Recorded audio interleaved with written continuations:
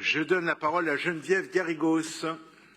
Oui, monsieur le maire, mes chers collègues, tout à fait dans votre lignée, monsieur le maire Patrick Bloch, je ne souhaite qu'une chose, c'est que justement la Maison de l'Air rencontre le succès que rencontre aujourd'hui l'Académie du climat dans un autre genre, mais un même succès, parce que ce serait vraiment une montre de réussite. Par ailleurs, je voudrais dire à monsieur François-Marie Didier que ce n'est pas une des plus belles vues de Paris, c'est la plus belle ville de Paris et nous en sommes très fiers.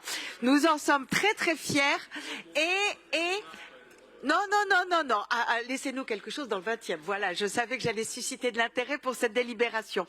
En tous les cas, juste en dessous, il y a l'un des équipements les plus ouverts aux habitants du 20e.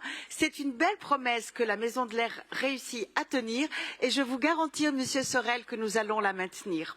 C'est avec plaisir donc que je vous présente cette délibération des DCT 123 pour approuver à nouveau, vous l'avez dit, monsieur François-Marie Didier, une convention d'occupation temporaire de la Maison de l'Air au bénéfice du centre social Archipélia. Elle nous donne peut-être effectivement l'impression de déjà vu puisque nous avions déjà en 2022 donné une délégation pour que cet opérateur intercalaire puisse faire vivre le lieu sur toute l'année écoulée. Et là, aujourd'hui, nous préparons l'année 2024 et nous sommes ravis que le centre social continue d'accepter d'être pour la ville le porteur de ce site le temps que les travaux du bâtiment commencent. Oui, ils vont commencer cette année, je vous le garantis. Eh bien, en 2023, la Maison de l'Air a accueilli tous les week-ends des événements d'acteurs locaux qui ont su attirer des publics parisiens bien au-delà du 20e arrondissement. Cette occupation temporaire nous a aussi permis de penser le projet futur à partir de nos échanges avec les habitants et les habitantes du 20e. En bref, la Maison de l'Air, c'est un lieu qui doit rester solidaire et ouvert sur le quartier, mais un lieu qui doit aussi proposer un modèle économique durable. Nous sommes désormais proches du lancement de l'appel à manifestation d'intérêt que nous avons promis aux habitants et aux habitantes du 20e et je tiens à souligner les points suivants.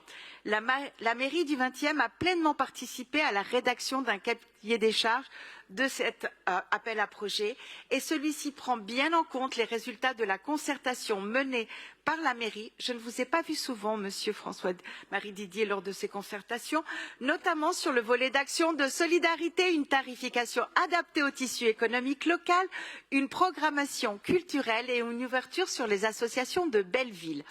Les travaux de gros œuvres seront financés par la ville et portés par la SEM Paris-Seine et une publication de l'AMI sera faite aussi rapidement que possible pour une désignation du gestionnaire que nous espérons en octobre 2024.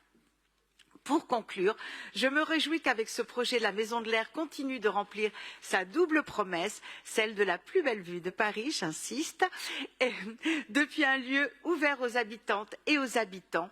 Et je rappelle à monsieur Sorel qu'effectivement, il y a des restrictions sur l'utilisation par les habitants, comme vous le signalez, juste leur donner la clé. Et ces considérations sont surtout de sécurité. Je vous propose donc, chers collègues, de voter pour cette délibération et je vous en remercie. Merci beaucoup Geneviève Garrigos.